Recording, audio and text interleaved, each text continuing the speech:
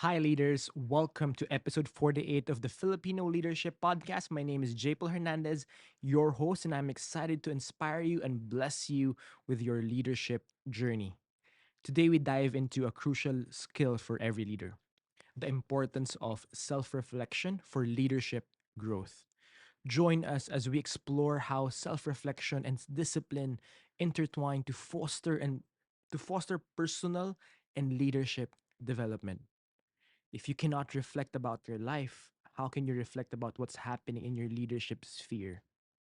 So, what do we do first? Start knowing yourself by embracing discipline. When you know yourself more, you can be the best so that you can lead better. In our journey towards effective leadership, discipline always plays a pivotal role. It's not just about what we do, but also about evaluating our actions and their impacts. As Socrates once said, to know thyself is the beginning of wisdom. I want you to get a pen and paper or your notepad or note app and just reflect on this. Take a moment to list down your daily activities and the time you allocate to each activity. So, for example, if you watch Netflix every day, how much time do you spend on Netflix? Like, let's say 30 minutes, or YouTube for 20 minutes, TikTok for 1 hour, whatever it is. Just list down all your activities and then y- write down how much time you spend on each activity. Reflect on the schedule after writing it. Does it contribute to your leadership growth, or does it debilitate your leadership growth? You'll be surprised on how much time you spend on things that aren't really important in your life.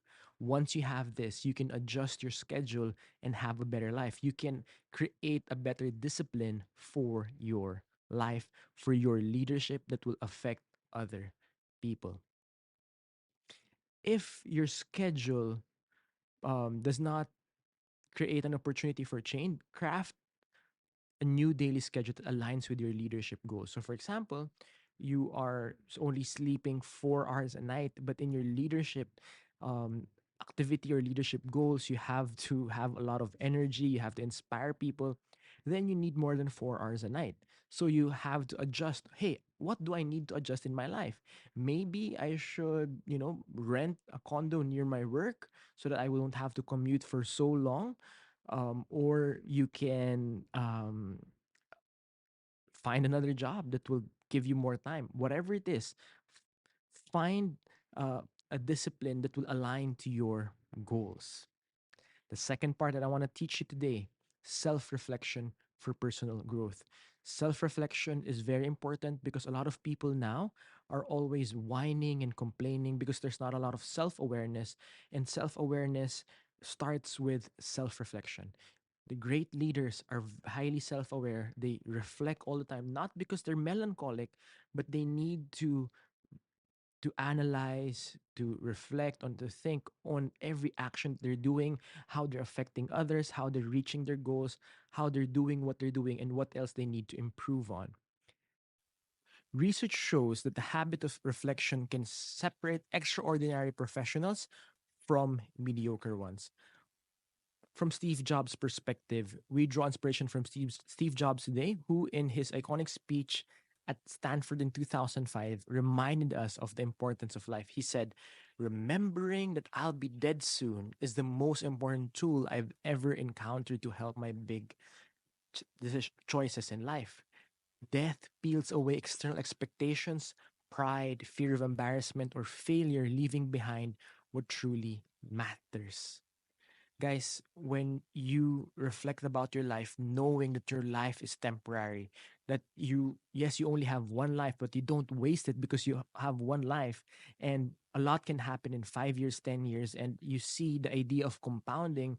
For example, if you invest, so you invest money now, it grows in 8 years, and then next 16 years, 24, 32. Money doesn't grow in immediately. And that's the same thing with your leadership.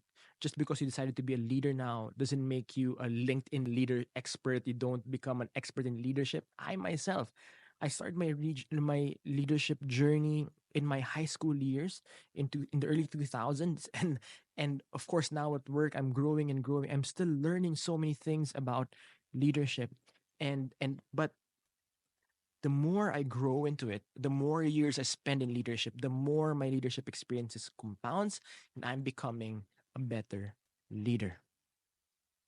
So guys, life is temporary. And I want you to know that to hold on to this quote or message or idea, it's called memento mori. Say it after me. Memento mori. It basically translates to know that you will one day die, or in Filipino translation, mamamatay ka rin. This is, concept isn't new. It echoes the ancient practice of memento mori, or for reflection that your life is short, that you are gonna die someday. It means it pushes us to live a full and authentic life, that you can have the best life possible, that you can do your best because you know life is short, that you know you only have, let's say, 80 years if if you're blessed and lucky, 90 if I hope so. But in the life you have now, you can create an amazing life. And then this is good. Knowing that life is temporary will also make you relax that, hey, I'm 25, I'm not yet successful, that's okay. I still have 50 years to succeed. The problem today is that we're always in a hurry because we see people on social media, they're already having cars, houses in their late 20s or early 20s. And if they have that, I'm happy for them. But most people like you and me, it takes a while for the success to build up, and hard work takes time. The success takes time. So if that's your journey, that's okay. Relax.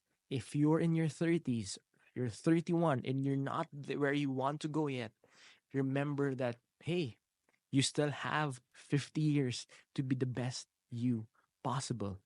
I want you to reflect that, why are you in a hurry? Why are you comparing yourself to other people? Why do you want to have what they have now?